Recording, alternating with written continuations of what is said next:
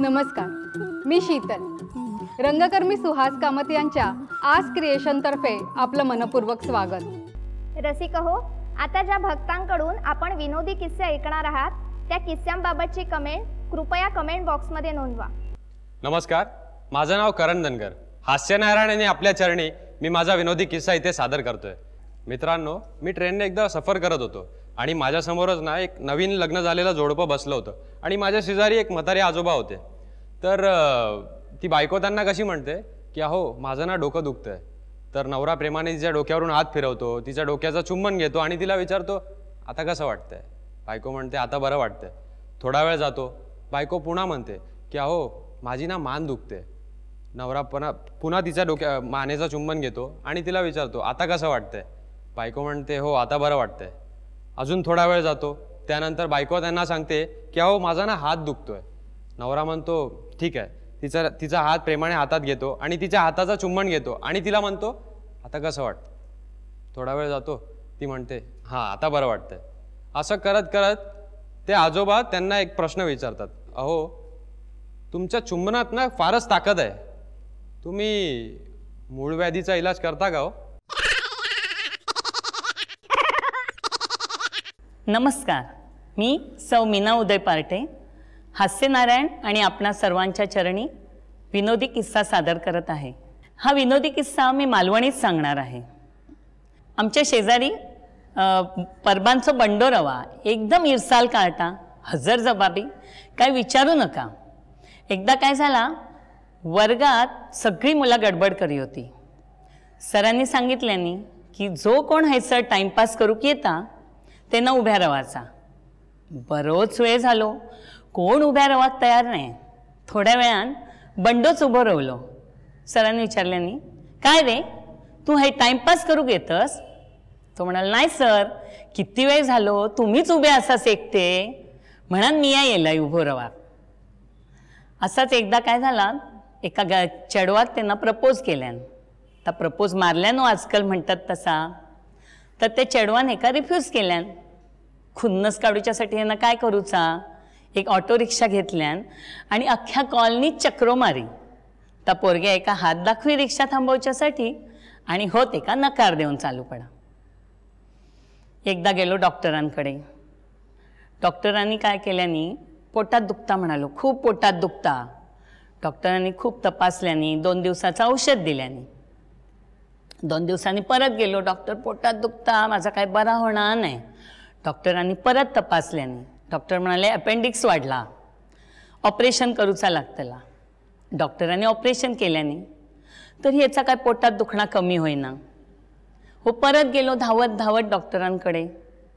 डॉक्टरांनी परत तपासल्यानी, x ray काढल्यानी, बघितल्यानी doctor गंभीरपणे म्हणाले बंड्या तुमच्या पोटात माझे 2 हँड ग्लोव्ज रवले असत.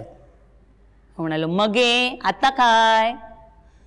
डॉक्टर म्हणाले आता ऑपरेशन करूचा लागतला, ते हँड ग्लोव्ज काढूक होय. हो म्हणालो शिरा पडली तुमच्या तोंडात, तुमच्या आवशिक खाल्ल्यान कोल्ल्यांता, तुम्ही मॅड झालास काय हो.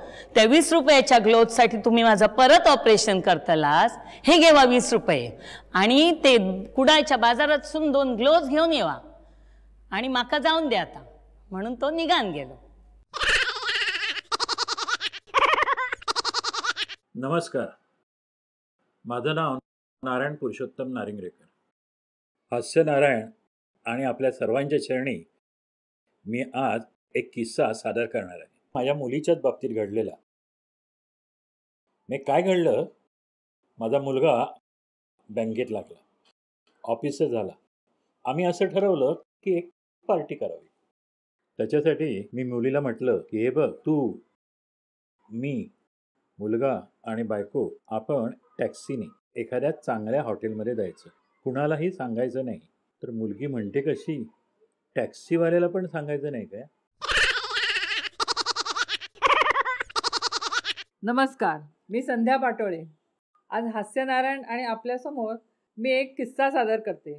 एकदा शाळेमध्ये वर्गात मुलांना शिक्षकांनी सांगितलं रावणावर निबंध लिहा बघू. आज सगळ्या मुलांनी रावणावर निबंध लिहिला आणि त्याच्यातून काय काय नवीन बाहेर पडलं आणि नवीन नवीन गोष्टी शिक्षकांना कळल्या ते आता आपण पाहूया. रावण शाळेत असताना नेहमी मागच्या बाकावर बसायचा. त्याला नेहमी 10 टोप्या घालाव्या लागायच्या. रावणाच्या 10 तोंडांसाठी मंदोदरीला 10 प्रकारचा स्वयंपाक करावा लागायचा. त्यासाठी 10 ताटे व 10 वाढपी सुद्धा लागत. लहानपणी रावणाचे दात घासायला 10 प्रकारचे ब्रश त्याच्या आईने आणले होते. का तर एका तोंडाचं इन्फेक्शन दुसऱ्या तोंडाला होऊ नये म्हणून.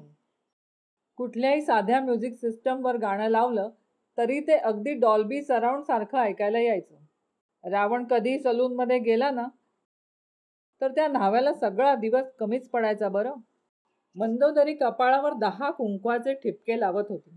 समूहगीत देखील रावण एकटाच म्हणायचा. एकदा श्रीलंका अडॉलमध्ये रावणाने भाग घेतला आणि तोच जिंकला. रावणाच्या लग्नात मंदोदरीच्या वडिलांनी 10 हारांची ऑर्डर केली होती. रावणाला ढेकर आला की तो कुठल्या तोंडाने बाहेर काढायचा हेच त्याला कळत नसे. आणि सर्वात शेवटी लिहिलं होतं की रावण जो आहे ना तो एकटाच ग्रुप डिस्कशन करत असे. नमस्कार, मी तन्मयी परांजपे हास्य नारायण आणि आपल्या चरणी माझा विनोदी किस्सा सादर करते. पेपर वाचावा आणि टी व्ही पण बघता यावा म्हणून सोफ्यावर हॉलमध्ये येऊन बसलो.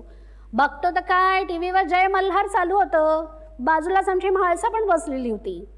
रिमोट मागावा तो भूकंप व्हायचा. गप्प बसणं आलं. तेवढ्या चिरंजीव कुठून तरी आले आणि शोधाशोध करू लागले. मी विचारलं, काय रे, काय शोधतोयस काय एवढं? काही नाही हो, रिमोट शोधतोय. बायकोकडे लगेच बोट दाखवलं. मग कार्ट म्हणाला, कसं, तुमचा नाही हो, टी व्हीचा शोधतोय. रसिक हो, बॉलिवूड हास्यनारायण महापूजे आधीचे हे लघुपूजा पर्व एन्जॉय करा. आणि हो, आज क्रिएशन चॅनल जरूर सबस्क्राईब करा.